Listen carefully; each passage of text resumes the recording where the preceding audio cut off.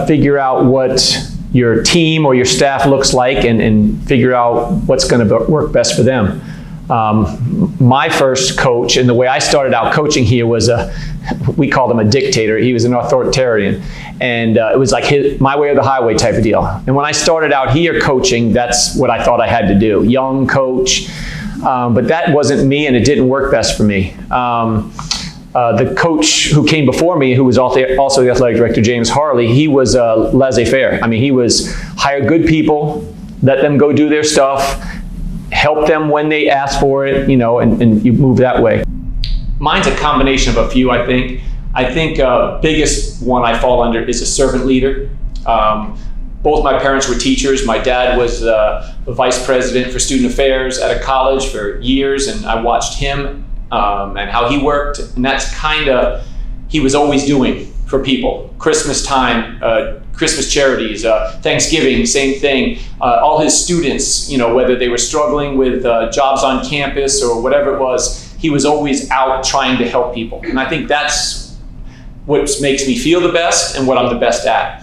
So I think somewhere between there and then the coaching leadership style, where I'm trying to talk to people about what they could do, what might work, and seeing if they'll run with it, almost kind of leading a horse to water type deal. But those two, probably servant leadership and coaching leadership styles, are where I fit the best and have worked best for me. When I was a dictator, it worked fine. It just wasn't me. It wasn't comfortable. I had to work at doing that. I like talking and communicating a little more, and I've kind of always been a servant leader. Like, who needs what? You need something? Call me. I'll help you do it. And when people call and say, I got this problem, my mind starts thinking, okay, how can we solve that problem? How can we help? So no, it's really, as soon as I gave up that dictatorship, my first couple of years, I went into the coaching mindset of how can we lead people? How can we help them? How can we guide them to get them where you want to be? And then flip side is, always trying to work to help people. More away from the basketball court, but usually my players. And now it's in this position as an athletic director, I'm similar. I think I talk to people a lot more and get a lot of feedback, more so than, hey, go do this, go do that. And I acknowledge I'm not always the smartest person. I'm rarely the smartest person in a room. So the more input I can get, and I was the same way coaching. I said, hey, assistant coaches, if you're not giving me information, you're not doing any good. I need more heads than just mine working out here. So. Well, I think selflessness. I think you have to be in it for others. If you're in it just for yourself and the glory, I don't think leadership works well. That's my opinion. It might work for other people. Plenty of people have had plenty of success, but for me, it's in it for others. It's working towards them. I think communication is big. I'm a good communicator. I'm not a great communicator. I'm trying to become a better communicator, be more clear when I'm talking to my staff. Collaboration, kind of goes along with communication. I think collaboration and getting as much input as possible and looking at all the pieces, and then, what's the best? It's not whose idea it was, it's what's the best idea, what will work the best. So, I think those are the biggest things that come into leadership. And obviously motivate. Can I get these 12 basketball players to follow me? Can I get these 27 employees to follow me and believe in what I believe in? So motivation. I look for good people first, hard workers second, and then obviously I don't want a cookie cutter staff. I need people that have some different experiences. I want some diversity in our staff. I want a little of everything so that everybody has input, and then you don't miss out on any edge that I might not know about. So by having a diverse staff and people from different job opportunities that have come from different places, that helps feed back in. Now, a lot of our employees are Eckerd grads, which is good from a standpoint of they know Eckerd.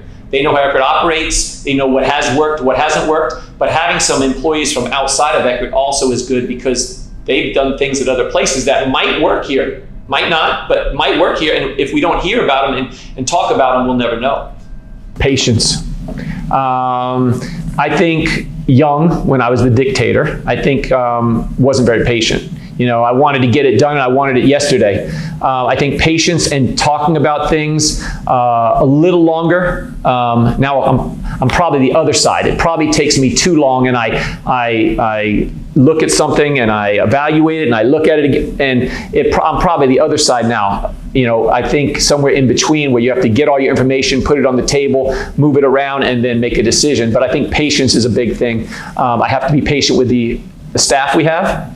Some are younger, some are older. Sometimes the older ones are more set in their ways, so I have to be patient and try to get them to, see it what's best for the whole department. So I think that's a big factor that I've kind of learned to. And obviously, when you start as a young coach, not having patience, and then I was fortunate to have a family.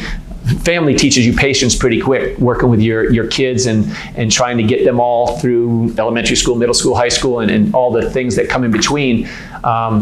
It helps a lot working with the student athletes at your college. Coaching, you're dealing with these athletes, intensity and stuff like that. But as an AD, most of the people on our staff are athletes as well, former athletes, and still have that intensity. I think it's when you look at student athletes, 18 to 23-year-olds, you think, I need to mentor them. I need to, teach them a little bit, guide them a little bit. But when you get with a staff, you think, oh, these are adults. But I think we all need that to some extent. So I think the guidance and the mentorship, even with a coach, is just as important as it was with the students. And that's something I'm still working on, because you got some people that have been coaching for 20 years, but they still might need a little help in certain situations. And like we talked about, the collaboration and the communication, we all need that at some point. So I think that's something that when I looked back at the student athletes we coached, the age is different than our staff, but still needing the guidance, still needing the pat on the back, the encouragements and stuff doesn't change. We all need that. Everybody needs it. Well, I think part of it is who I am, and I think it works for Eckerd College. I mean, one of the awards they gave out was the Eckerd Giver Award, and I think we have to start being servant leaders. We're here as coaches first for the student athletes. We have to be here. I think sometimes we get caught up in we got to teach them how to be a soccer player. How do we win games? And I think it's teaching them how to be a good person, about taking care of them, making sure that they see by how you carry yourself how important it is, to be good to people. And I think when we trickle that down to the student athletes, we ask them to do a lot. We always talk about we need the student athletes to be leaders on campus. So we're asking them to go to class and take care of their schoolwork, and they've done a great job. GPA higher than the average student population. The ASR rate has been in the top 10 in the country the last 6-7 years. So they're doing it. We're asking them to put a full-time job in on the courts and fields competing. So we're putting a lot of burden on them.